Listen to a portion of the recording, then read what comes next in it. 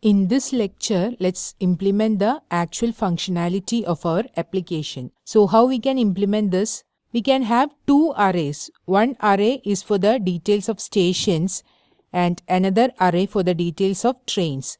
When you implement this as an actual application, you can have some tables to store the details of stations and also to save the details of trains. As this is just a sample project, I am saving the details in an array. So we can have two arrays. Let the first array be stations equals, and this array is an array of objects. So within the object we can have label and value, where the label can be the name of the station or the stop and the value can be the corresponding station code. So I have already saved a number of stations and station codes in an array. Let me copy and paste it here. So this is the stations array. As I have already told you, these are just some dummy data. These are actually not real stations or station codes. I have just added some places names and some values for the code, that is station codes. So Trivandrum, TVN, Vellore, VLR. Like that I have added 2, 4, 6, 8, 10, 11 stations and their corresponding station codes. Similarly, we can have another array for trains. So it can be VAR trains, and it can be an array of objects where each object can contain the name of the train, the number of the train and the stops of the train. So the stops of the train will be again an array with the station codes. So again for the trains array, I have created an array. Let me copy it here. So this is the trains array. It is an array of objects and each object is having name of a train, number of a train and stops, which means this train might be starting from this place to this place and it might be having stops at this and this place. So we are saving the code, that is a station code for the stops value. Okay, so I have saved details of 1, 2, 3, 4, 5, 6 and 7 trains. Again, these are not actual data. Now, how will we implement the logic? First, we need to make this and this as autocomplete widgets. So, how we can do that? After this, let me select $# from, #2, which means 2 text boxes. I want to make them autocomplete, and within this I can specify the source, right? So what should be the source? I want to make the source as stations. That is the stations array. Whether it is station or stations, it is stations. So here what will happen? These labels will be displayed, and when we select a place or a station name, that corresponding value will be displayed in the text box, right? Let's see that. Save. Let me refresh. Let me click here. Let me enter a character. See, the names of the places are displayed. Suppose I click Trivandrum, we are seeing TVN. But I want to display it like Trivandrum, then a hyphen and then TVN. That is like this. So here we can see both the name of the station and also its corresponding station code. So how we can make that change here? Within the autocomplete, we can put a comma and write the code for the select event. So it will be a function with event and UI as the parameters. So event and UI, and you can get the value of the label and value like UI.item.label and UI.item.value. So what should we want? We want to display $this.val. $this means it can be from text box or to text box, whichever is the current element. .val, I want to have it in the format this. That is, I want to have the label, then a space, then a hyphen, then a space, then the value. So let me code it like that. First I want the label. So UI.item.label. This will give us the name of the station. Then I want to put a space, put a hyphen, put a space, and then again a plus, then I want to display the code. So ui.item.value. So this will set the value, and after this we need to return false. Okay, so that this will be the value within the current text box. Now let's check it.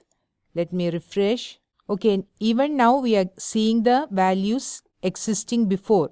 So what we can do, when the page is loaded, we can clear the values. So $hash from comma hash to comma hash calendar dot val, and let me clear it so that there will be no value when we load the page. So save. Let me refresh. See, the value is gone. Now suppose I enter H. We are seeing 3 station names. Let me click Hyderabad. See, we are seeing the value in the required format. Suppose I have T and click this, it will be selected in that format. And this one should be made a date picker, right? So we can make it a date picker. $hash calendar, that is a ID, dot date picker, and I want to see the date in a particular format. As you saw here, it is date, then month, then year, and in brackets it is showing the day of the week, right? So how we can do that? If you remember, we can specify date format. We need to see the date in 2 digits. So DD, then space, then we need to see the full month name. So it is capital MM. Then we need to see the year in 4 digits, as you saw here, 2016. Then we want to see the day. That is the day of the week. So how we can write it? We can have the bracket starting the day. It can be capital DD and then close it. So date will be displayed in this format. And obviously the user should not be able to select that is already over. Suppose the person tries to find the train for booking the tickets. He will not be able to book a ticket for yesterday or day before yesterday, right? So what we can do? We can set the min date as today. So how we can do that? We can just specify new date, which would be the current day. So let's see that. Let me refresh. Let me click and enter J. There is no station name that contains the character J. Okay. So let me remove K. There are 3 stations. Let me select one. It is shown in this format. Then T. Let me select this. It is shown in this format. Let me click. See, today is 9th of October. So all the dates before that are non-selectable. Okay. Suppose I select this. It is shown in the required format. And suppose we want to show the details of trains only up to 2 months. What we can do? We can also set the maximum date. So max date, let me specify plus 2M, which means only up to 2 months the user will be able to select. Let me save it. Let me refresh. Let me select a place.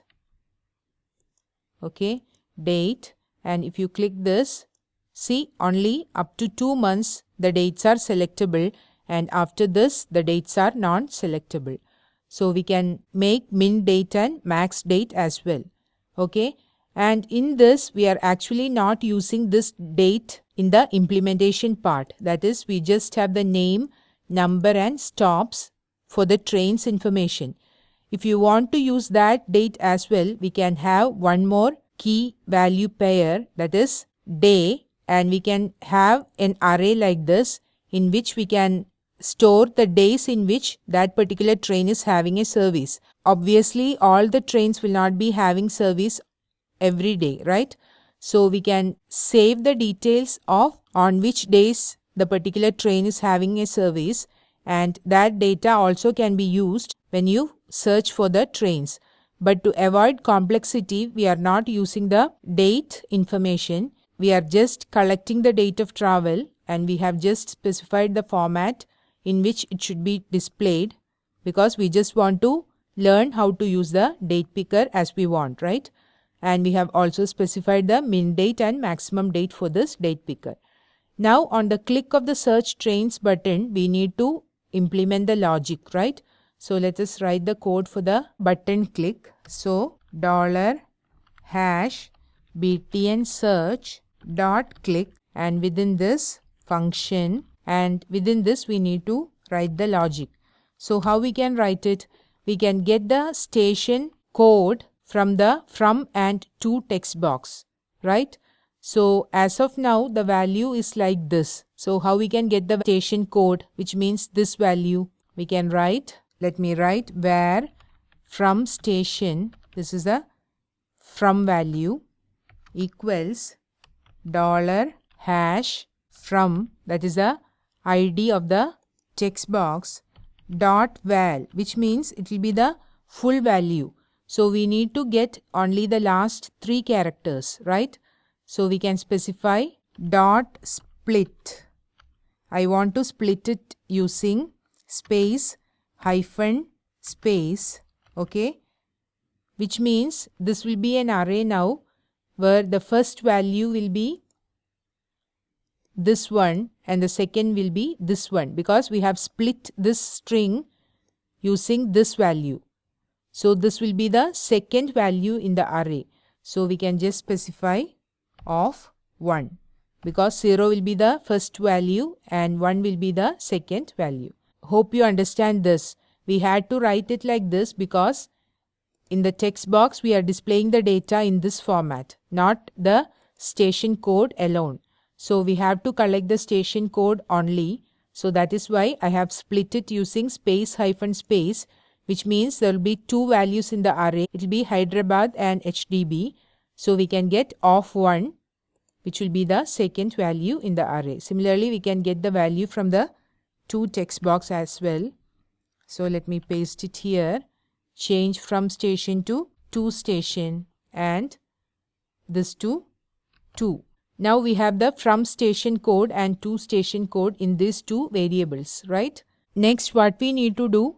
We need to loop through this array, that is a trains array, and we should check the stops keys values, and if it contains both from and to station codes, it means this is a train that has a service in the specified source and destination, right? So we need to first loop through the trains array. So how we can do that? I'm going to use the each method $.each, and the first parameter should be the name of the array, it is trains, and the second one should be the function to be executed, and it will have the index as well as value. So what will be the index and value in this case? In this case, the index will be 0, 1, 2, 3 like that, and values will be each objects. So this is an array of objects. So index will start from 0 and these will be corresponding objects. So within this object we need to check for the stops keys corresponding value to find the station codes, right? So I'm going to run one more loop here, and that is going to be a for in loop. You can even run each loop here as well. To avoid complexity, I'm using a for in loop, and I'm specifying for key in value because this value is actually an object. Here index will be 0 and value will be the first object, that is the details of the first train, then 1 details of the second train, like that. So for in loop is used to traverse through objects. So value is here an object, and what should I do? I need to check if the key is stops because I want to search in the stops keys value, right? So if key equals stops, which means out of the 3 keys, that is the 3 keys will be name, number and stops, the key is stops. So if the key is stops, then I should check whether within this array the from station and to station are there. So I am going to use the in array method which is offered by jQuery.